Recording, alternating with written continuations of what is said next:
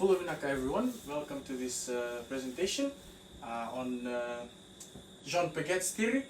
It's on early childhood, from 2 to 6 years old. As the topic says, early childhood. The preschool years, also known as the early childhood years, normally last from the age of 2 to around age 6. This phase is essential to a child's growth in a number of areas. During this period, children undergo rapid physical, cognitive, emotional, and social growth, which sets the foundation for their lifelong learning, behavior, and well-being. Environmental factors like family, community, and education are also crucial in determining a child's potential during the early childhood period. A child's curiosity, creativity, and resilience are fostered during this stage by positive experiences, nurturing relationships, and supportive environment. So in this case here, the family, they play a very important role in the nurturing and the upbringing and development of a child. So domains of early childhood development, physical development includes growth in height and weight, and also focuses on the refinement of motor skills. So to put this maybe in simple terms, this is your puberty growth, because it's including your growth in your height and your weight and how your body functions. Cognitive development, categorized as explosive brain development, which simply refers to the development of thinking, problem solving, memory and learning skills, and language skills. In example, understanding shapes, numbers, and colors. So for the cognitive development, it's simply talking about the brain and how we understand what different shapes are, what different numbers are, the difference between numbers, and the different colors. Social and emotional development. This is the period where kids learn how to interact with others, manage emotions, and form relationships. Playtime is crucial. It teaches cooperation, empathy, and conflict resolution. As the name suggests, social, it's on how we socialize ourselves and interact with the environment as young kids in early childhood. Language and communicative development encompasses the development of speech, vocabulary, listening, and communication skills. Children progress from simple words to forming sentences and understanding more complex language. Pacific children learn through direct contact with their environment, engaging in activities like fishing, weaving, and gardening. They develop schema formation and experiential learning through symbolic play, mimicking adult roles, and storytelling. Social interaction is crucial for cognitive development, and early childhood education programs often incorporate indigenous practices and knowledge. These activities connect new knowledge to familiar cultural contexts, promoting cognitive development in Pacific communities. The theory on Jean Piaget's theory. Piaget identified the pre-operational stage, as stated, from 2 to 7, as a key part of early childhood. In this stage, children develop symbolic thinking, imagination, and language. But their thinking is still egocentric, meaning they have difficulty seeing things from others' perspectives. So basically, what it's saying here, in this stage, people or children, the young children, they think everything is centered around them.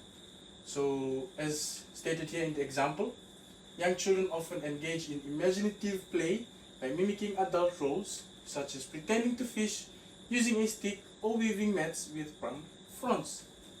They may struggle to understand that adults use tools or techniques differently, focusing only on their perspective of playing adult. A child might say, "I am the chief," while playing with others, expecting everyone to follow their instructions without recognizing that others may want to take turns. This reflects egocentrism in their thinking.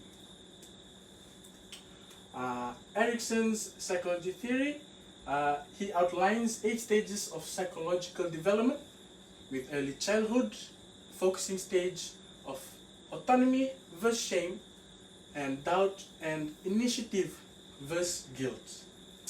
These stages, they emphasize on the importance of children gaining independence, confidence, and the ability to take initiative in exploring their environment.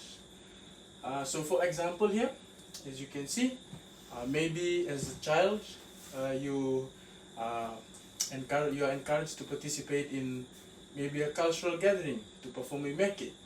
So in the beginning of the practices, you really look forward into doing the meke, and then as you keep going, you keep doing the practice, and you have a few wrong motives, and you get discouraged if you are overly corrected, or you feel hesitant to join because they keep correcting you. A 2-year-old might help gather coconuts or sort leaves used for weaving mats. If supported patiently, the child feels proud of their achievement, which is autonomy. If criticized or restricted, they may feel discouraged, shame, and doubt. Lev Vygotsky highlighted the role of social interaction and cultural context in a child's development. The concept of the zone of proximal explains how children learn best with the guidance of more knowledgeable individuals such as parents or teachers.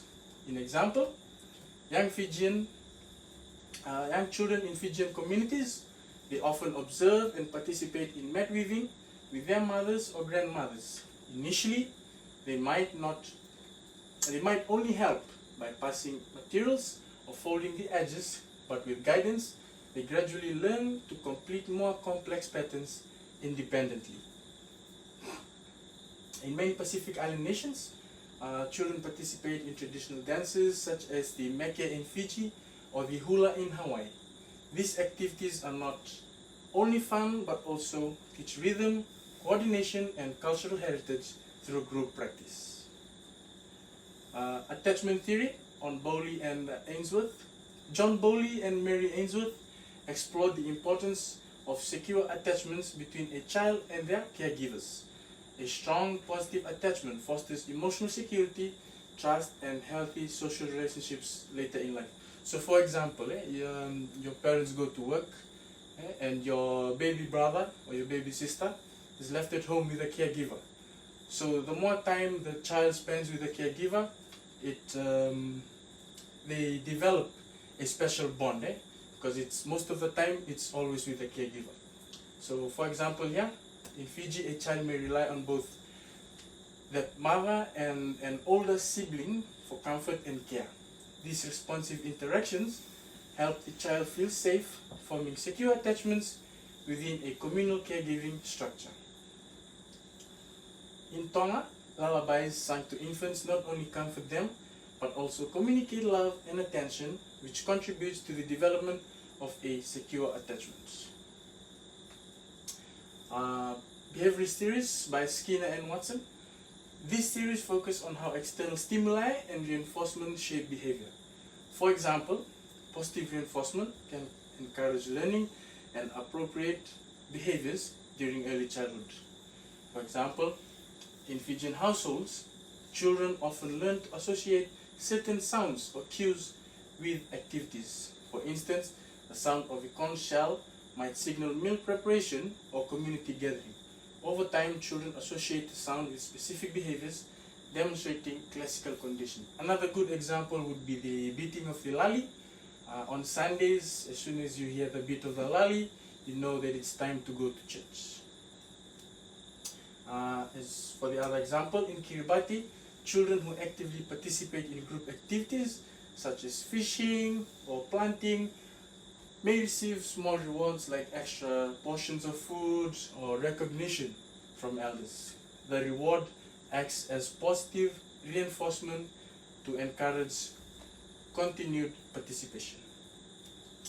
In conclusion, early childhood development is a decisive period that sets the foundation for a child's future success, encompassing rapid brain and body development and emphasizing the importance of supporting environments and experiences for optimal growth. Foundation for future development. The first few years of life are critical for establishing a strong foundation for learning, health, and overall well-being. So the first few years of the early childhood, it's very important in shaping the child's success. Rapid development, children experience significant growth in cognitive, social, emotional, and physical domains during early childhood. Importance of early experiences. The experiences and relationships a child has in these formative years play a pivotal role in shaping their future. Impact on later life. Early childhood development impacts long-term social, cognitive, emotional, and physical development, influencing educational outcomes and overall success. Focus on early intervention. It recognizes the importance of early childhood development, which is crucial for developing effective interventions and support systems addressing potential challenges and promote positive outcomes.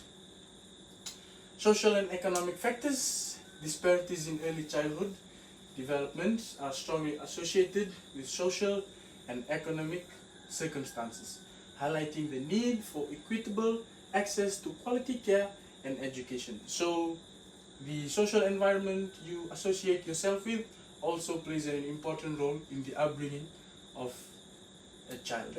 Importance of play. Play is an essential part of early childhood development, allowing children to learn, explore, and develop essential skills. So it is very important that your child has playtime, with other children, because it develops their social skills and necessary skills which will help them in their development. Role of educators and caregivers. Educators and caregivers play a vital role in supporting children's development by creating, stimulating, and nurturing environments. Lifelong learning. Early childhood education is an integral part of lifelong learning, preparing children for future educational experiences and productive lives. Importance of collaboration. Educators, parents, and other key stakeholders must work together to support children's development and well-being. So thank you all for listening to this presentation. I hope we've learned something new together. Thank you, and hopefully see you in the next one.